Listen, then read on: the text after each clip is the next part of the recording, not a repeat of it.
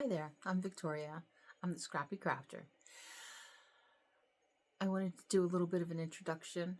Excuse me if I fumbled my words a little bit. I was just prepping to do this video and I hear a strange sound coming down my hallway and I was like, what's that? And it was a tap, tap, tapping of two little dogs in my living room. We don't have a dog.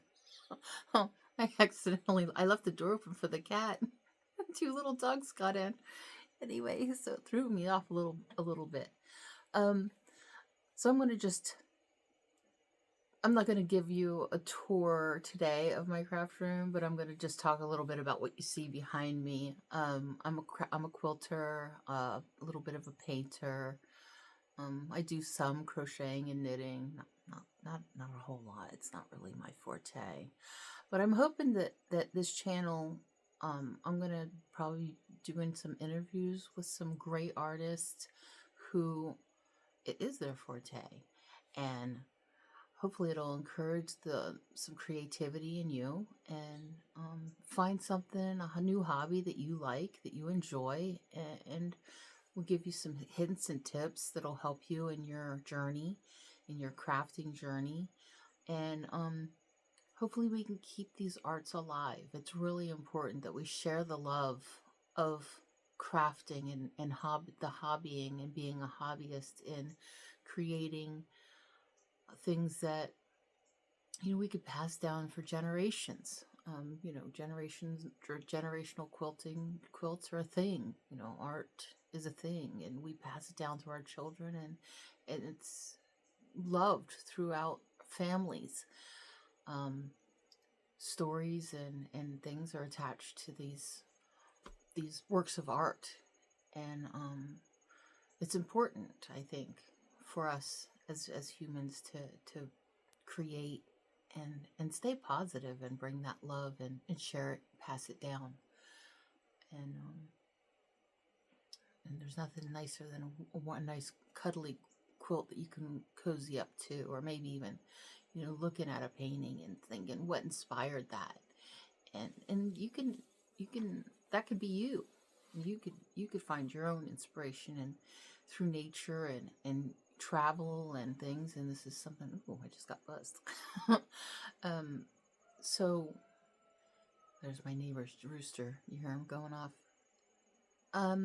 So hopefully some things will inspire you in this channel, and I'll name drop on occasion and get you in touch with the people that can help you to be a better crafter, improve your skill set. For instance, the quilt that you see right here, that is the center medallion of my the 365 challenge, which is by Catherine Kerr, and she does it apparently every year. It's been going on for a few years now. It's very popular, I guess, and it has improved my skill set, and I recommend it. I recommend it for anybody. Some of the blocks are really challenging, and I really I look at it and I'm like, oh my God, why am I doing this? But I'm going to be better because of it, because I'm doing it. And we can't just give up when things are hard, right? We carry on, we do the best we can, and we make it happen. And then you know what? At the end of the day, at the end of it, we've learned a new skill. And isn't that a wonderful thing?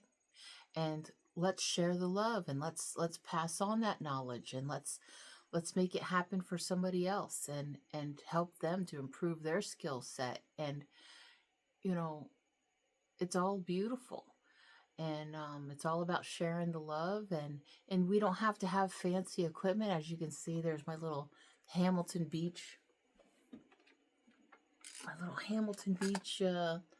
cheapo iron from the Walmart, and this little cover thing, which I absolutely love. I got from Temu for maybe $1 or something. It's just held on by a spring. It's awesome. I love a good sales story, and I'm happy to share it. And hopefully you'll be willing to listen. You'll be loving to listen to it, and you'll find out where some good deals are for your craft room. And it doesn't have to be expensive to be a crafter or to quilt. before I got my Juki, I'm sure you've seen my Juki, the unboxing of my Juki. Like I said, I've been quilting for a really long time, and you know, this Juki is, you know, it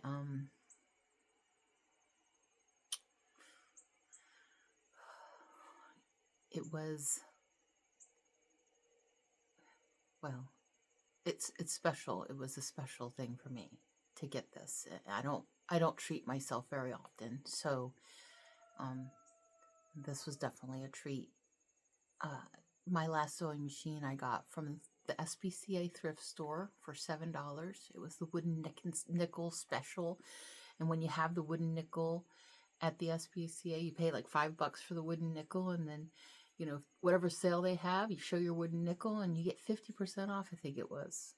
And they had it on electronics that particular day, and I got a Kenmore dressmaking machine for $7.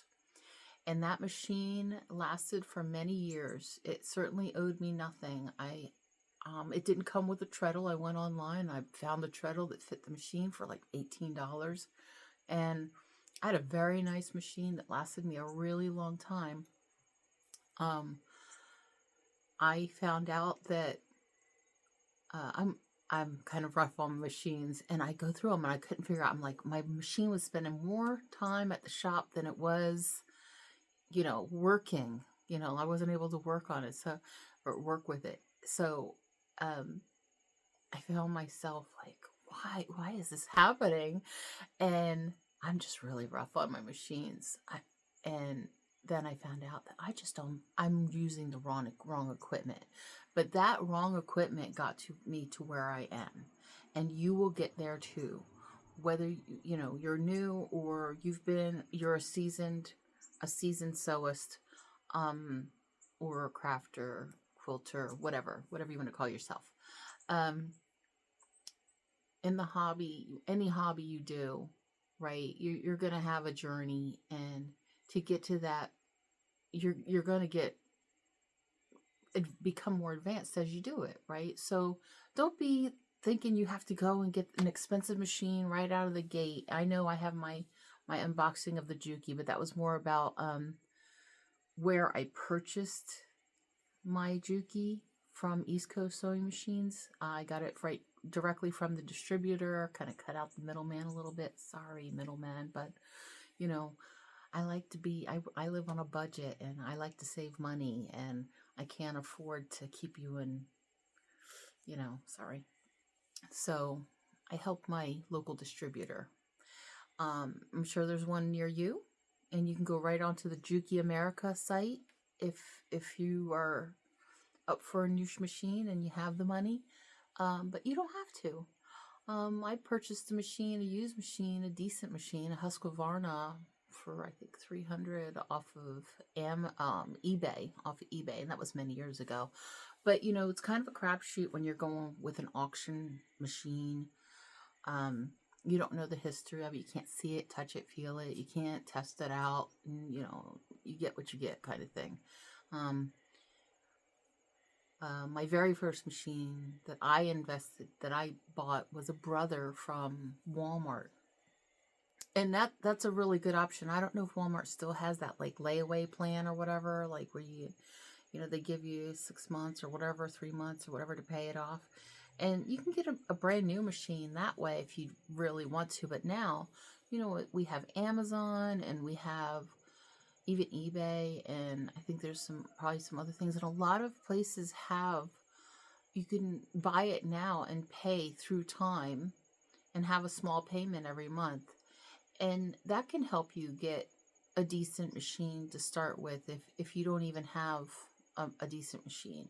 But you don't have to get the high-end, biggest, bestest model. I mean, what happens if you find out, you know, it's really not for you? Then you're out all this money, and then you find yourself like on Marketplace trying to sell it, which, you know, give me a shout. I might be in the market. But you know what I'm saying. So you know, it doesn't take a lot of money. Check out the thrift shops. Go to the thrift stores and see what they have. They They usually have some sort of a craft section, whether you're looking for yarn or fabric or machines. Um, Sometimes they just require a little bit of tuning, a little tune up, and you have to, this is a mechanical instrument. You want to make sure that something's not really been sitting too long because they are mechanical and you don't know when the last time they were serviced, oiled, maintained. So keep that in mind, but it doesn't have to be expensive to be a crafter. A lot of the things that you'll see in my room, I've collected for a really long time. I didn't just go out and spend, a lot of money in one shot. I'm very scrappy. I love remnants. I will tell you, I will go to Walmart, I will dig in their bin. Now they do more of the pre-cut stuff, so it's kind of a bummer. They don't have like remnants like they used to. What they have is kind of it's tricky. But if you go into a nice craft quilt shop, usually they'll have a remnant bin. Joanne just closed, which is very sad for all of us. And they always had really great remnants. Hobby Lobby might have, Michaels, they may have remnant fabric pieces. And you can get it at least smaller cuts at a discounted price and have something that you'll use later. This little chunk of fabric that you're getting for maybe a couple dollars, maybe pennies on the dollar or whatever, it can become something beautiful and useful, and maybe it's a gift for someone else, and they're going to love it, and they're going to have it for many years, and it's going to be a special thing that they're going to pass down, or whatever the case may be. And I would like to be your muse, to encourage you to just try something new, whether it's painting, crafting something, building something, quilting, making a wreath, maybe traveling. I'm getting ready to, I'm preparing now for QuiltCon in February 17th to, what is it, the 23rd or whatever. Those are my dates. Those aren't the QuiltCon dates, because I'm going early and leaving late because I'm volunteering to help with setup and everything. Even that, volunteering, that's a great thing. I encourage that also. Anything that helps, today we're living in a day and age where people are, they have a short attention span, and they're on that TikTok or whatever, and it's a very fast-paced sort of information being fed into you that isn't always positive. And so let's use our brains to be encouraging and kind and help others and do something productive and creative. And let's have more beauty in the world. Let's help. Let's help share the love of creativity and kindness. And that's what I'm about. And you'll get a few glimpses of my craft room, and I might do a tour later. Right now, it's a craft room. And if you don't have one, and if you're working on getting one, it doesn't stay perfect for very long, because what happens is you'll start one project, and then something will happen where you have to start another project, and you need to have that project done right away. So then your other project, like the Catherine Kerr 365, is just sitting there on my wall. I haven't worked on it since April, I think. Yeah, maybe April, May, something like that. Work and life and whatever. So things get kind of pushed to the wayside. Now, like with this QuiltCon coming up, well, there's a challenge on there by what is it? Windsor Artisan Quilt Challenge or something, where they show you six fabrics, and you have to use a minimum of 3 and come up with a design to make a quilt and enter it. And that's what I'm working on now. and the deadline's like October 31st at midnight. So the 365 has gone, you know, it's over there staring at me with its little center eyeball. Like, are you coming back? I also have one on my design wall, which is the ulu fruit Hawaiian quilt. It's also like the center medallion piece for my brother's quilt. It's also staring at me. I'll get there. I'll get back to it. That one's different. If you've watched my shorts, you'll see I went through and I talked about the Lahaina fires and that I'm starting this for my brother. And, keep in mind that, a lot of people, I know it's been a while, because it's middle of September 2025, and that was a while ago, but there are many people in Hawaii, Lahaina, that are homeless, and they're recovering. They're still recovering. They've lost everything, and they've lost family members, and it's a tragedy, and this is happening. So you reach out and find out maybe if you're willing to help, and get the word out there that if you're willing to help, find out what you can do to help. For me, it's a little bit here and there. I've sent my brother some stuff. I've sent him cash, and I don't have much to share, but I'm willing to share what I have because they have nothing. They've lost everything. So that's what's important, right? Sharing that love, sharing what you can. Maybe you have a drawer full of socks, send it over there. These people have lost everything. There are no jobs to be had because businesses burned down. Whatever. I'm just putting that out there. But just keep that in mind. And